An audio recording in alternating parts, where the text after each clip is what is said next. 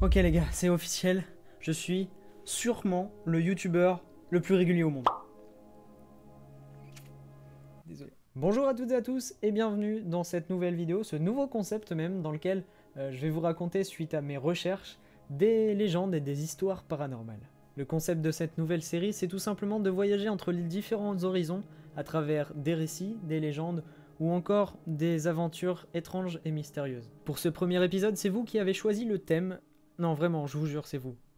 Croyez-moi. En gros, il y a quelques temps, je vous ai posé la question sur Instagram de savoir si vous connaissiez George Mackenzie et surtout si ça vous intéressait une vidéo à son sujet. Vous avez été très nombreux à me dire que vous ne connaissiez pas George Mackenzie et encore plus nombreux à vouloir une vidéo à son sujet. Du coup, installez-vous confortablement car aujourd'hui nous nous rendons à Édimbourg, la capitale de l'Écosse, et plus particulièrement dans le cimetière de Greyfriars Kirkyard, avec ce magnifique accent anglais d'ailleurs. Bref, nous nous rendons dans ce petit cimetière dans lequel il se déroule régulièrement des phénomènes étranges et inexpliqués. Il y a énormément d'histoires qui tournent autour d'Édimbourg et de son cimetière. Greyfriars est considéré comme l'un des cimetières les plus hantés au monde car, depuis des années, des témoignages de personnes qui se sont rendues dans ce lieu rapportent qu'ils y ont vécu des choses étranges, comme par exemple avoir entendu des murmures provenant du sol. Mais le plus intéressant dans les témoignages des personnes qui ont visité le cimetière, c'est que elle rapporte régulièrement des marques, des griffures ou encore des coups. Oui, ces images ont été prises après la visite du cimetière.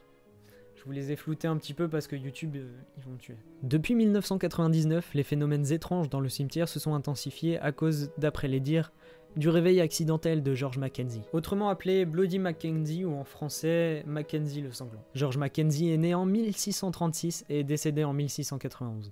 Ce dernier était un lord avocat et un membre du conseil privé d'Écosse. En gros, il conseillait le monarque de l'époque, à savoir Charles II. Il a obtenu le surnom de Bloody Mackenzie suite à une affaire de persécution dont il était à la tête et qui a causé plus de 18 000 victimes. En 1691, quand il mourut, George Mackenzie fut inhumé dans un petit mausolée en pierre. Juste celui-ci.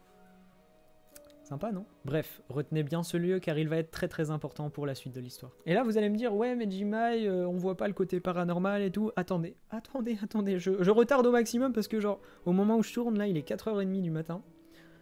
J'ai peur, clairement.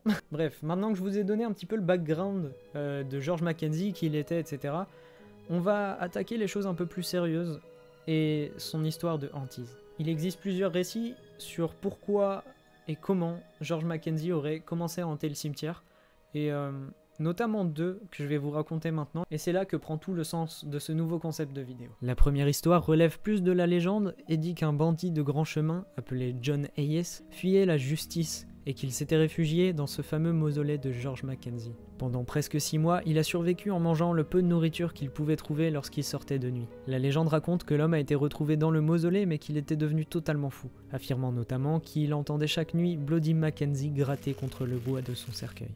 Bon, cette histoire était très courte, mais terrifiante, imaginez. Bref, je vais maintenant vous raconter la deuxième histoire qui me semble un peu plus plausible, entre guillemets, en partant du principe que ça existe. Donc voilà, place à la deuxième histoire à propos de la hantise de George Mackenzie. Une nuit de décembre 1998, un vagabond errait dans les ruelles sombres d'Édimbourg. Alors qu'une tempête sévissait, il remarqua que les grilles du cimetière de Greyfriars étaient restées ouvertes. Voyant la pluie et le vent s'acharner contre lui, il décida de se rendre dans le cimetière. En marchant dans les allées, il aperçut un petit édifice sous lequel il pouvait s'abriter, le temps que la tempête passe et que le jour se lève. Et devinez quoi? C'est le mausolée de George Mackenzie qu'il a choisi. Il est fou. Alors qu'il était dans ce tombeau, l'homme vit une trappe de métal au sol. Il l'ouvrit et découvrit un petit escalier qui semblait descendre dans les profondeurs de la terre. Pris d'une certaine curiosité, il l'emprunta et arrivé en bas, dans les ténèbres, il découvrit 4 cercueils de bois gisant sur le sol. Et là, on ne sait pourquoi, peut-être avide de trésors ou de bijoux à revendre, l'homme s'avança du tombeau, le plus proche, et l'ouvrit. Mais le lieu en question étant vieux, le plancher s'effondra sous ses pieds, et dans un vacarme à réveiller les morts, il tomba directement dans une ancienne fosse commune où gisaient des milliers d'ossements. Terrifié, le vagabond réussit à sortir de ce trou. Il sortit précipitamment de la crypte, et alerté par ses cris, le gardien de nuit qui faisait sa ronde vit au loin ce fameux vagabond. Une brusque panique submergea alors le gardien, qui s'enfuit à son tour. Le lendemain matin, il signala l'incident. Mais personne ne retrouvit le vagabond. Je la trouve vraiment terrifiante cette histoire parce qu'elle est très récente, elle date d'il y a un peu plus de 20 ans, et bah ça a quand même réussi à percer l'histoire justement du cimetière de Greyfriars. Ça persiste dans le temps et c'est une potentielle explication à ce qui se passe maintenant, même aujourd'hui encore, dans le cimetière de Greyfriars. Et puis même, genre, imaginez la scène, bah vous, avec le montage, vous auriez eu des illustrations, mais imaginez la scène, c'est terrifiant. Bref, suite à cette histoire, ou cette légende, on ne sait pas vraiment, les événements paranormaux se sont développés, je dirais même accentués. En effet, en pénétrant dans la crypte, l'homme a réveillé quelque chose de terrible. Peu de temps après, une femme fut découverte étendue sur le sol, près de la tombe de Mackenzie. Son cou était marqué d'étranges contusions, et quand elle a repris ses esprits, elle affirma que des mains invisibles avaient tenté de l'étrangler. Un jeune homme qui portait des blessures similaires fut ensuite retrouvé inanimé, juste en face du mausolée, et le problème devint une évidence. De nombreux cas similaires ont été signalés suite à ces incidents, notamment des bleus, des coupures, des griffures, même des coups, ou encore des murmures. Les menaces dans ce cimetière n'ont cessé de croître.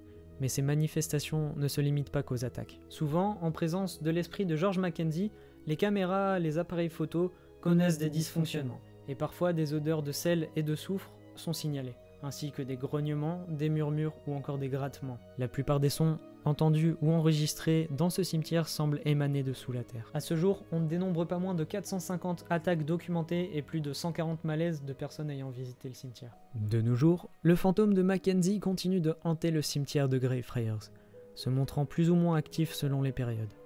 Des visites nocturnes sont toujours organisées, et les photos de certains des phénomènes et des blessures subies par les victimes de l'esprit maléfique de Mackenzie viennent régulièrement enrichir la légende de ce tristement célèbre esprit. Mythe ou réalité, à vous de vous faire votre propre opinion.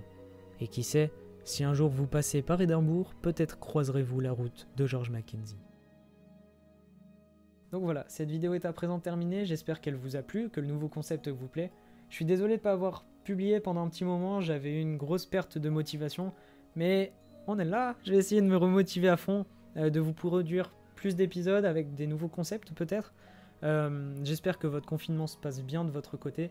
Bon courage, ça y est, c'est bientôt fini, théoriquement. Donc voilà, n'hésitez pas à me follow sur Instagram, c'est là où je suis le plus actif. Mais quittez pas la vidéo parce que j'ai besoin de vous, voilà. J'ai un concept de vidéo qui me tient énormément à cœur, que j'aimerais réaliser. Et pour ça, j'ai besoin de vous. Il y a une petite fiche qui doit s'afficher là, normalement, je crois. Et de toute façon, le lien sera dans la description. J'ai envie de faire une vidéo sur les rêves. Et j'aimerais beaucoup que ceux qui ont vécu des choses un petit peu bizarres pendant leurs rêves ou cauchemars me les racontent. Voilà, le formulaire est fait pour ça. Donc voilà, je ferai sûrement une vidéo à propos de vos rêves. Voilà, vos rêves, vos cauchemars, etc. Je choisirai les plus intéressantes à parler en vidéo. Donc voilà, n'hésitez pas à vous abonner, ça me ferait extrêmement plaisir. Mettez un pouce bleu, parce que genre le référencement les gars, merci beaucoup. Et surtout ça montre que vous aimez un petit peu ce concept qui reprend le paranormal, mais qui s'intéresse plus aux légendes, aux mythes, etc. Sur ce, passez une bonne nuit, évitez les cauchemars. J'espère vous retrouver très bientôt pour de prochaines vidéos. Ciao tout le monde, bisous.